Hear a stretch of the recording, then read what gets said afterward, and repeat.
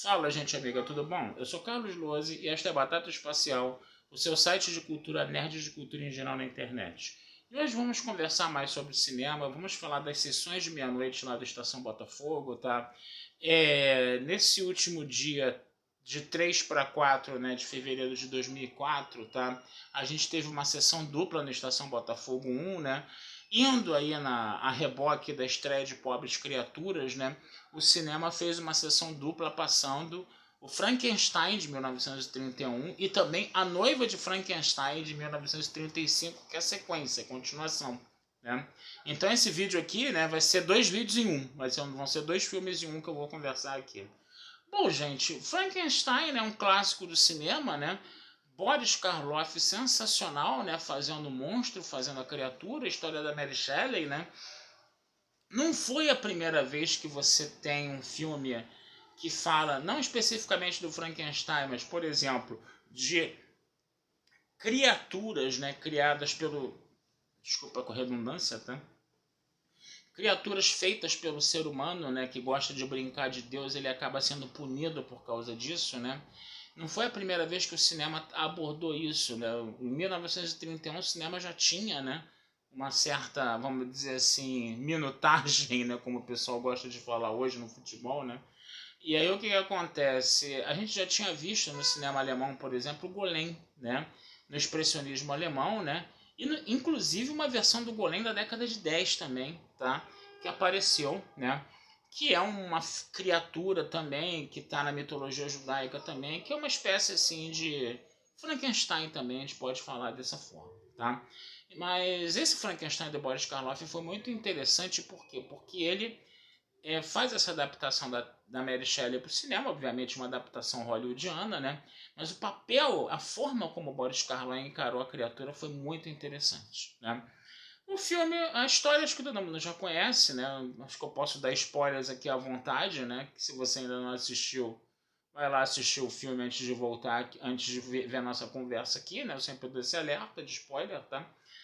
Mas o filme ele fala, né, do Dr. Frankenstein, que ele era um estudante da faculdade de medicina, alguma coisa assim, mas ele queria dar via da matéria morta, ele se afastou, se refugiou num castelo, tinha um anão ali que era uma espécie de, vamos dizer assim, capanga dele, que o anão não era um anão, era um cara no filme, ele era um ator normal, né, um normal entre aspas, né, mas ele se curvava para parecer anão, era um negócio meio ridículo, coisa e tal, né.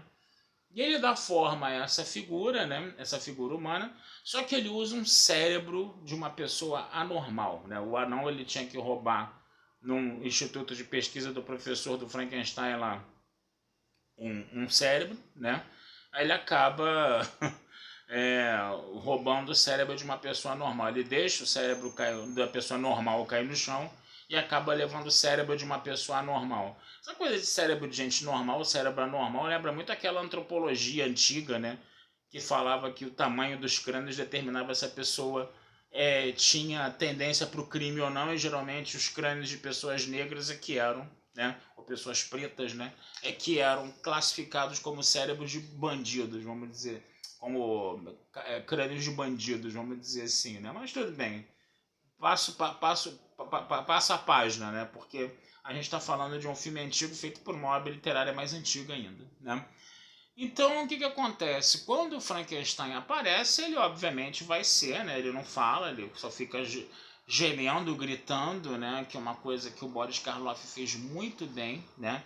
E o pessoal, né? Esse anão ficava, né? Maltratando ele, né? Ficava ateando fogo nele, ele gritava desesperadamente. O filme é muito angustiante nesse sentido, né? Porque o Boris Karloff, ele era uma criação, ele passou muito bem essa coisa, né?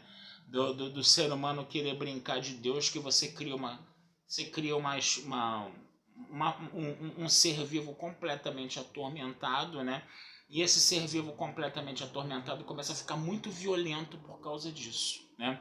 E quanto mais violento ele fica, mais medo ele gera nas pessoas e mais perseguido ele é, né? E o Boris Karloff conseguiu incorporar isso muito bem ao personagem, né? E aí é aquela coisa, né? Ele, por exemplo, quando ele é tratado bem, as pessoas, né, quando ele é tratado bem, ele trata bem as pessoas.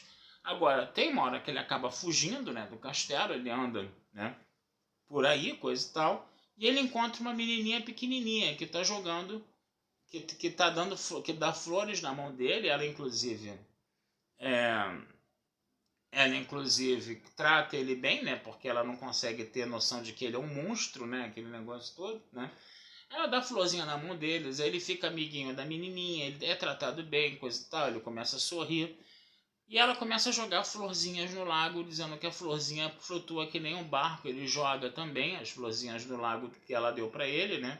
Também fica flutuando. E aí ele acha que a menina também pode flutuar e pega a menina e joga, né, no rio, né? Na lagoa, e a garota acaba se afogando, né? E aí a garota morre, né? Então aquela cena que num primeiro momento era terna, fica até engraçada quando ele joga a menina no rio, acaba se tornando uma coisa trágica e ele acaba sendo perseguido mais ainda. Ele ataca, né, a esposa, a namorada do Dr. Frankenstein, né, mas não mata, né, como acontece no livro, né, que ele mata, né, a namorada lá do Frankenstein, né, no caso, né. E depois ele pega o Frankenstein, leva pro alto de um moinho e joga ele de lá de cima, né? Ele fica todo arrebentado, coisa e tal, mas não morre, né? E o pessoal que já está perseguindo ele ateia o fogo no moinho, né? E ele fica preso no moinho, né? Cercado por fogo, que era a coisa que tinha mais medo, né? E ele grita desesperadamente. É uma coisa terrível, gente. Não é porque é filme de terror que bota medo em você. É terrível porque você fica muito angustiado com o sofrimento dele. Você vê que ele está gritando, que ele está sofrendo demais ali. E que não há nada que se possa fazer, entendeu? E você fica desesperado a ver essa coisa. É uma coisa muito, muito forte, muito violenta. E o filme termina com o Dr. Frankenstein, né, ferido lá na cama, coisa e tal, né? Mas falando assim, mas com a noiva dele, com a esposa, com a namorada dele, né? E o pai do Dr. Frankenstein falou: agora vocês podem casar. Como se o Dr. Frankenstein sofresse qualquer tipo de punição sobre isso, e o filme acaba assim, né? Esse acaba o primeiro filme, né? Aí vão fazer uma sequência, né, gente? Eu achava que o filme devia ter ficado por aí. E o Dr. Frankenstein merecia um castigo maior, né? Quer dizer, é isso, né? Mas é o Frankenstein o protagonista do filme, o doutor, né? O médico, né? Apesar dele ser meio ruim da cabeça, né? Coisa e tal, né? Ainda tinha aquela empatia pelo personagem principal, se bem que muita gente acha que de repente o monstro é que é o personagem principal, né? Mas aí vão fazer uma sequência, né? E aí o Frankenstein não morreu, né? O Frankenstein caiu sei lá, numa espécie de poça d'água, numa espécie de rio que passava ali embaixo, coisa e tal, né? E ele consegue sair. E ao mesmo tempo você vai ter um doutor chamado Dr. Pretórios, que também faz experiências também com pessoas mortas, coisa e tal. Ele criou um monte de humanos pequenininhos, né? A sequência, eu confesso a vocês que a sequência é horrível. Tá? É aquela história da maldição das sequências, né? O primeiro filme sempre é bom, né? E as sequências sempre são piores, né? Na maioria das vezes, né? As pessoas falam que, por exemplo, Império Contra-Ataque é uma sequência melhor do que Guerra nas Estrelas, né? Mas geralmente a regra geral é essa, né? De repente Império Contra-Ataca seria a exceção que confirma a regra, né? Como tem gente que gosta de dizer por aí. Né? Mas a regra geralmente é essa, as sequências são piores. E não foi diferente nesse filme, tá? O que vai acontecer nessa sequência? Perdão. O Dr. Pretório, aparece um médico chamado, um outro cientista chamado Dr. Pretórios, né? Que quer convencer o Dr. Frankenstein a voltar para as suas experiências. O Frankenstein já tinha largado de mão as experiências dele, ele queria viver feliz com a mulher dele, coisa e tal. Mas o Dr. Pretórios fica ali enchendo o saco dele. E, enquanto isso, o Frankenstein está andando por aí, né? E aí o Frankenstein andando por aí, né? Perdão, gente. Ele começa a falar, né? Ele começa a balbuciar palavras, né?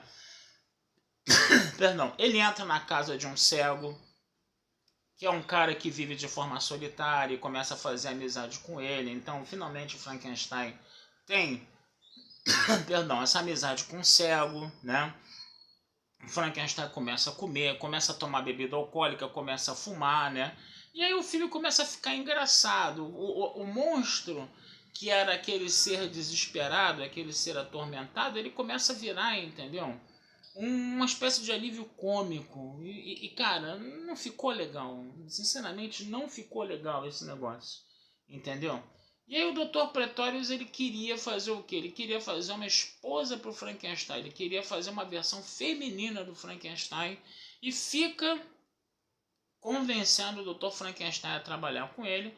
Até que finalmente ele sequestra, né, a namorada do Dr. Frankenstein e obriga o Dr. Frankenstein a trabalhar junto com ele. E eles acabam fazendo uma mulher, né, Frankenstein, vamos dizer assim, que muito curiosamente não aparece nos créditos do filme, né? O filme fazia uma brincadeira, né? Que os filmes antigos eles botavam todo o elenco no início, né? E no final do filme, né? Tem filmes que botavam só no final todo o elenco, né? Aí você conseguia ver todos os atores do elenco só num enquadramento ali. E no primeiro Frankenstein eles botaram todo o elenco no início e botavam assim o monstro e botavam um ponto de interrogação.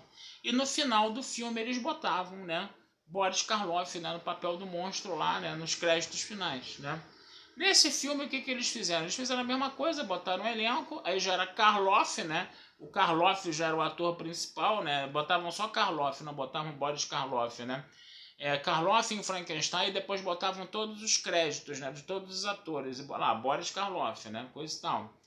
E no final, né, a monstra, né, vamos dizer assim, a noiva do Frankenstein, como foi chamado o filme, né, eles botavam um ponto de interrogação. E no final do filme eles repetiram esse ponto de interrogação. Tinham que ter botado o nome da atriz, né, no final do filme, mas tudo bem, né. Fazer uma pesquisa aí, né, no IMDb para ver quem foi essa noiva do Frankenstein aí. Pois bem, fizeram a noiva do Frankenstein, né? E a noiva do Frankenstein, o que aconteceu? A atriz era muito boa, tá? Realmente, ela fez uma criatura muito interessante, embora o papel dela no filme fosse curtíssimo. Eu queria ver muito mais essa noiva do Frankenstein, ela praticamente só apareceu no final do filme, tá? E ela fazia realmente uma criatura bem interessante. Ela fazia uns olhares assim, uns trejeitos, né? Ela gritava, emitia sons como um animal, coisa e tal, né? E ficou bem interessante. O problema é que quando o Frankenstein estava lá doidão, né? O monstro, né? Tava doidão lá para ter uma mulher, né? E quando a mulher é feita, o que acontece? E ela olha pro Frankenstein, ela começa a gritar pro Frankenstein de medo, né? O Frankenstein fica pau da vida, né? O monstro, né? E ele começa a quebrar tudo, né? E ela também fica provocando ele, gritando e provocando ele ao mesmo tempo. Pior tudo isso, né? E aí o que acontece? Ele acaba destruindo tudo, né? Ele acaba destruindo o castelo vai explodir aquele negócio todo, né? E o monstro ainda chega e fala pro Dr. Frankenstein, vai embora, né, com a sua esposa daqui. O Dr. Frankenstein tinha que morrer também, aquele desgraçado, né? E aí o Dr. Frankenstein novamente escapa, novamente fica com a mulher no final do filme, né? E o castelo desmorona com Frankenstein e o Dr. Pretorius, né? E agora, dessa vez, né, a criatura finalmente morreu. Mas eu acho que não, porque depois você vai ter outros filmes do Frankenstein com Boris Karloff, e ele fez, acho que a participação especial até em filme dos Três Patetas, gente. Quer dizer, esculacharam o personagem completamente, tá? Aquele Frankenstein original, cara, ele é o melhor, tá? Isso daí ele é disparado melhor. Depois ele virou um monstro de filme B, entendeu? O que eu acho que desmereceu completamente o personagem. Foi uma pena, né? No cinema americano é isso, né, gente? O cinema americano, ele pegou esse quião aí, fez dinheiro, entendeu? E eu achei uma pena muito grande, porque você quer ver um Frankenstein legal mesmo? Vê só o do primeiro filme. Os outros filmes já vão começar a esculachar o personagem. A noiva de Frankenstein, que é uma sequência, já está esculachando o personagem já, tá? É uma pena, tá? Porque o Boris Karloff eu acho que não merecia isso, entendeu? Mas ele também deve ter ganho muito dinheiro também com esses filmes, né? Então, é isso aí. Ele fez a vida, né, fazendo Frankenstein, né, no caso, né? Então, se fosse um filme só também, acho que também não seria tão justo para a carreira dele. O problema é que é avacalhar no personagem todo depois, né? Esse é que é o grande problema. Mas é isso, gente, tá certo? Vou ficando por aqui, tá? Desejando vida longa e próspera a todos, tá? Não deixem de visitar meu site batataespacialtudojunto.com.br E futuramente vou conversar sobre mais filmes aí com vocês, tá bom? Um abração, fui e até a próxima.